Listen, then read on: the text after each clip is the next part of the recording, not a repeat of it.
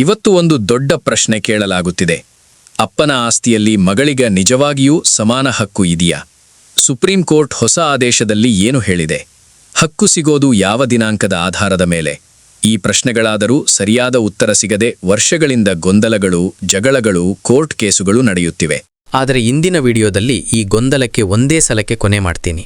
ಹಾಗಾಗಿ ಈ ಕ್ಷಣದಲ್ಲಿ ನೀವು ಕೇಳ್ತಾ ಇದ್ದೀರಾ ಅಂದರೆ ಇದು ನೇರವಾಗಿ ನಿಮ್ಮ ಮನೆಯ ನ್ಯಾಯಕ್ಕೆ ಸಂಬಂಧಪಟ್ಟ ವಿಷಯ. ತಪ್ಪದೆ ಕೊನೆಯವರೆಗೂ ಕೇಳಿ.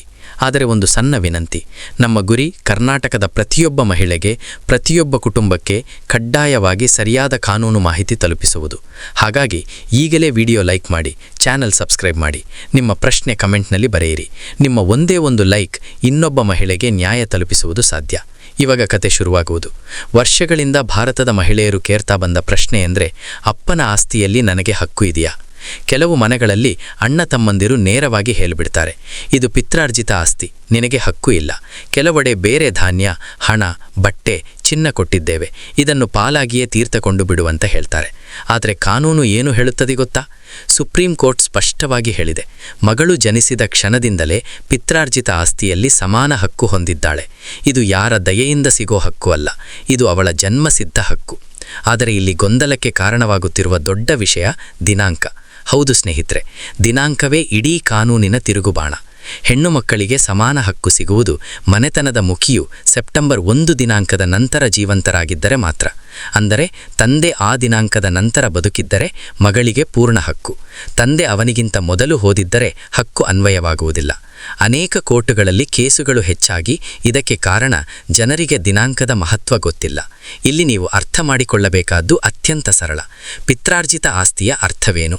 ಪೀಳಿಗೆಯಿಂದ ಬಂದು ಅಜ್ಜ, ತಾತ, ತಂದೆ ಮೂಲಕ ಸಂಗ್ರಹವಾಗಿ ಬಂದಿರುವ ಆಸ್ತಿ. ಇಂತಹ ಆಸ್ತಿ ತಂದೆ ತನ್ನ ಇಷ್ಟಕ್ಕೆ ವಿಲ್ ಮಾಡುವುದಕ್ಕೂ ಅವಕಾಶ ಇಲ್ಲ. ಅಂದರೆ ಪಿತ್ರಾರ್ಜಿತ ಆಸ್ತಿಗೆ ವಿಲ್ ಬಲವಿಲ್ಲ. ಮಗಳಿಗೆ ಹಕ್ಕು ಸಿಕ್ಕೇ ಸಿಗುತ್ತದೆ. ಆದರೆ ಸ್ವಂತವಾಗಿ ಹಣ ಕೊಟ್ಟು ಕೊಂಡುಕೊಂಡಿರುವ ಆಸ್ತಿಗೆ ತಂದೆಗೆ ಸಂಪೂರ್ಣ ಹಕ್ಕು ಇದೆ. ಅದನ್ನು ಯಾರಿಗೆ ಬೇಕಾದರೂ ವಿಲ್ ಮೂಲಕ ಕೊಡಬಹುದು. ಸ್ನೇಹಿತರೆ, ಇಂದು ಹಲವಾರು ಮಹಿಳೆಯರು ತಮ್ಮ ಹಕ್ಕು ತಿಳಿಯದೆ ಕೇವಲ ಕುಟುಂಬದ ಒತ್ತಡಕ್ಕೆ ಹೊರಗಾಗಿ ಮೌನವಾಗಿ ಬಿಟ್ಟಿದ್ದಾರೆ. ಕೆಲವರು ಕಾನೂನಾದ ವಿಷಯ ಅಂದರೆ ಕಷ್ಟ, ಕೋರ್ಟ್ಗೆ ಹೋಗೋದಕ್ಕೆ ಹೆದರಿಸ್ತಾರೆ ಅಂತ ಹೇಳ್ತಾರೆ. ಆದರೆ ಇಂದಿನ ಹೊಸ ತಿದ್ದುಪಡಿ, ಸುಪ್ರೀಂ ಕೋರ್ಟ್ ಹೊಸ ಆದೇಶ ಇವೆಲ್ಲವೂ ಮಹಿಳೆಯರ ಪರವಾಗಿ ನಿಂತಿವೆ. ನೀವು ಗೊತ್ತಿರೋದು ಸಾಕು, ನ್ಯಾಯ ನಿಮ್ಮ ಬಾಗಿಲಿಗೆ ತಾನೇ ಬರುತ್ತದೆ. ಸ್ನೇಹಿತರೆ, ಇವತ್ತು ನಾನು ನಿಮಗೆ ಹೇಳಿರುವ ಮಾಹಿತಿಯೇ ಅನೇಕ ಕುಟುಂಬಗಳ ಬದುಕನ್ನೇ ಬದಲಾಯಿಸಬಲ್ಲಷ್ಟು ಶಕ್ತಿಯಾಗಿದೆ. ಯಾಕೆಂದರೆ ದೇಶದಾದ್ಯಂತ ಸಾವಿರಾರು ಮನೆಗಳಲ್ಲಿ ಸುಪ್ರೀಂ ಕೋರ್ಟ್ ಹೊಸ ಆದೇಶದಲ್ಲಿ ಅತ್ಯಂತ ಮುಖ್ಯವಾಗಿ ಹೇಳಿದ ವಿಷಯ ತಂದೆ ಜೀವಂತರಾಗಿದ್ದ ದಿನಾಂಕವೇ ಮಗಳ ಹಕ್ಕು ನಿರ್ಧರಿಸುವುದು. ಇದು ಅನೇಕ ಪ್ರಕರಣಗಳನ್ನು ಸರಳವಾಗಿ ಬಗೆಹರಿಸಿತ್ತು. ಉದಾಹರಣೆಗೆ, ತಂದೆ ಪಿತ್ರಾರ್ಜಿತ ಆಸ್ತಿಯಲ್ಲಿ ಪಾಲು ಮಾಡದೇ ಹೋದರು. ಮಗಳು ಜೀವಂತರಾಗಿದ್ದರೆ, ತಂದೆ ನಿಗದಿತ ದಿನಾಂಕದ ನಂತರ ಬದುಕಿದ್ದರೆ ಆಕೆಗೆ ಅಣ್ಣ ತಮ್ಮಂದಿರಂತೆ ಸಮಾನ ಪಾಲು ಸಿಗುತ್ತದೆ. ಇದರಲ್ಲಿ ಯಾವುದೇ ಗೊಂದಲವಿಲ್ಲ. ಒಂದು ಹೆಚ್ಚು ಅವಶ್ಯಕವಾದ ಮದುವೆಯ ಸಮಯದಲ್ಲಿ ಕೊಡಲಾಗುವ ದಾನ, ಬಂಗಾರ, ಹಣ ಇವು ಪಾಲಿಗೆ ಬದಲಿಯಲ್ಲ. ಅಂದರೆ ಗಿಫ್ಟ್ ಕೊಡುತ್ತಿದ್ದೇವೆ ಅಂತ ಹೇಳಿ ಮಗಳು ಪಾಲು ತ್ಯಜಿಸಬೇಕೆಂಬ ಕಾನೂನಿಲ್ಲ. ಇದು ಸ್ಪಷ್ಟವಾಗಿ ಕಾನೂನಿನ ಉಲ್ಲೇಖದಲ್ಲಿ ಬರೆದಿದೆ.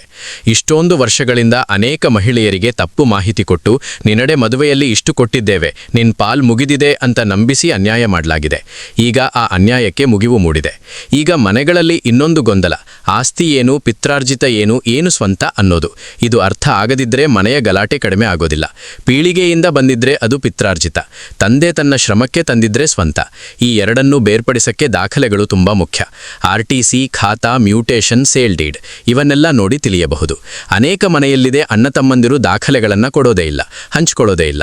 ಆದರೆ ಈಗ ಎಲ್ಲ ದಾಖಲೆಗಳು ಆನ್ಲೈನ್, ಯಾರಿಗೂ ಕೇಳುವ ಅವಶ್ಯಕತೆ ಇಲ್ಲ.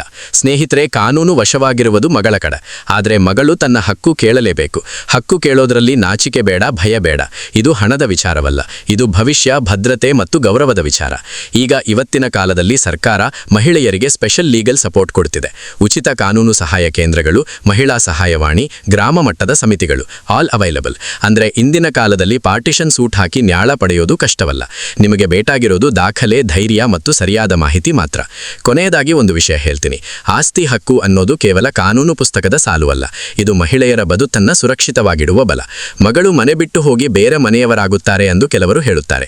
ಆದರೆ ಕಾನೂನು ಹೇಳುತ್ತೆ, ಮಗಳು ಯಾವ ಮನೆಯವರಾದರೂ ಆಕೆಯ ಹಕ್ಕು ಕಡಿಮೆ ಆಗುವುದಿಲ್ಲ. ಭಾಗ 1ರಲ್ಲಿ ನಾವು ತಿಳಿಸಿಕೊಂಡದ್ದು, ಮಗಳಿಗೆ ಆಸ್ತಿಯಲ್ಲಿ ಹಕ್ಕು ಸಿಗುವುದು ಯಾವ ದಿನಾಂಕದ ಮೇಲೆ ಅವಲಂಬಿತವಾಗಿದೆ, ಯಾವ ಆಸ್ತಿಗೆ ವಿಲ್ ಅನ್ವಯಿಸುತ್ತಾನೆ ಮತ್ತು ಯಾವ ಆಸ್ತಿ ಪಿತ್ರಾರ್ಜಿತವಾಗಿರುತ್ತದೆ ಅನ್ನುವ ಸ್ಪಷ್ಟತೆ. ಈಗ ಭಾಗ 2ರಲ್ಲಿ ನಾವು ಇನ್ನು ಆಳವಾಗಿ ಹೋಗಿ ನೋಡೋದು, ಕುಟುಂಬಗಳಲ್ಲಿ ಏಕೆ ಗೊಂದಲ ಹುಟ್ಟುತ್ತಿದೆ, ಕಾನೂನು ಪ್ರಕ್ರಿಯೆ ಹೇಗೆ ನಡೆಯುತ್ತದೆ, ಮಹಿಳೆಯರು ಹಕ್ಕು ಕೇಳುವಾಗ ಯಾವ ತಪ್ಪುಗಳನ್ನು ಮಾಡ್ತಾರೆ ಮತ್ತು ಸುಪ್ರೀಂ ಕೋರ್ಟ್ ಹೊಸ ತೀರ್ಪಿಂದ ಯಾಕೆ ಹಲವಾರು ಮನೆಗಳಲ್ಲಿ ನ್ಯಾಯದ ದೀಪ ಬೆಳಗಿದೆ ಅನ್ನೋದನ್ನು.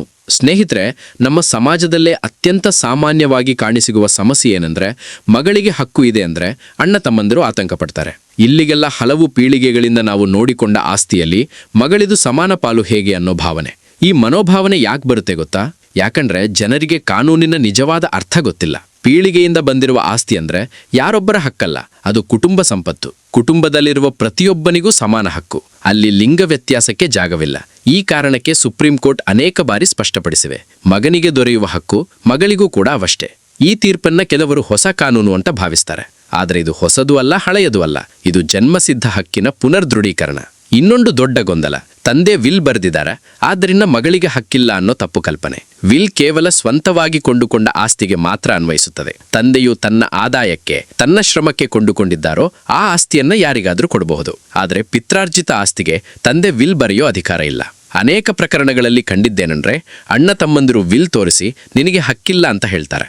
ಆದರೆ ವಿಲ್ನ ಮೇಲೆ ಮುದ್ರೆ ಇದ್ರೂ, ಸಾಕ್ಷಿ ಇದ್ರೂ ಅದು ಪಿತ್ರಾರ್ಜಿತ ಆಸ್ತಿಗೆ ಅನ್ವಯಿಸಿಲ್ಲ ಅಂದ್ರೆ ಅದು ಕೋರ್ಟ್ನಲ್ಲಿ ಅಮಾನ್ಯ. ಇಲ್ಲಿ ಮಹಿಳೆಯರಿಗೆ ಸರಳ ಸಲಹೆ, ದಾಖಲೆ ಅಂದ್ರೆ ನಿಮ್ಮ ಶಕ್ತಿ. RTC, khata, pahani, mutation, all documents are your voice. ನಿಮಗೆ ಆಸ್ತಿ ಯಾವುದು ಎಂದು ತಿಳಿಯೋಣ ಅಂದ್ರೆ ಮೊದಲ ಹೆಜ್ಜೆ ದಾಖಲೆಗಳನ್ನ ಪದೇ ಪದೇ ಓದಿ ಅರ್ಥ ಮಾಡ್ಕೊಳ್ಳೋದು. ಈಗ ಎಲ್ಲವೂ ಆನ್ಲೈನ್. ಗ್ರಾಮ ಪಂಚಾಯತ್ ಅಥವಾ ತಹಸೀಲ್ದಾರ್ ಕಚೇರಿಗೆ ಹೆದರಬೇಕಾಗಿಲ್ಲ. ಕೆಲವರು ಅಣ್ಣನ ಬಳಿ ದಾಖಲೆ ಇದೆ ಅಂತ ಹೇಳಿ ಹೋಗ್ಬಿಡ್ತಾರೆ. ಆದರೆ ನಿಮಗೆ ಬೇಕಾದ ದಾಖಲೆ ಸರ್ಕಾರದ ಪೋರ್ಟಲ್ನಲ್ಲಿ ಒಂದು ಕ್ಲಿಕ್ ಅಂದ್ರೆ ಸಾಕು.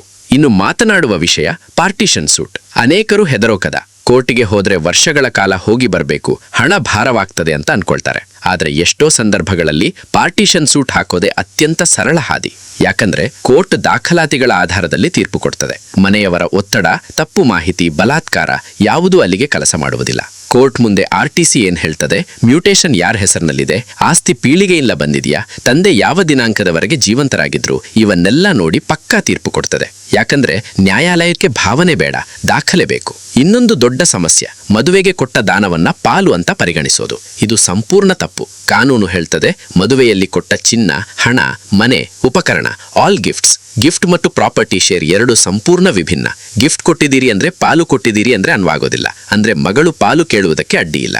ಇದೇ ತಪ್ಪು ಕಲ್ಪನೆಗಳಿಂದ ಅನೇಕ ಮಹಿಳೆಯರು ತಮ್ಮ ಹಕ್ಕು ಹೋಗಿಬಿಟ್ಟಿರು ಇಯರ್ಸ್ ಕಳೆದ ಮೇಲೆ ಅರ್ಥಕೊಂಡಿದ್ದಾರೆ. ಇಷ್ಟರೊಳಗೆ ಬೇರೆಯವರು ಆಸ್ತಿಯನ್ನ ತೆರೆದಿಡ್ತಾರೆ.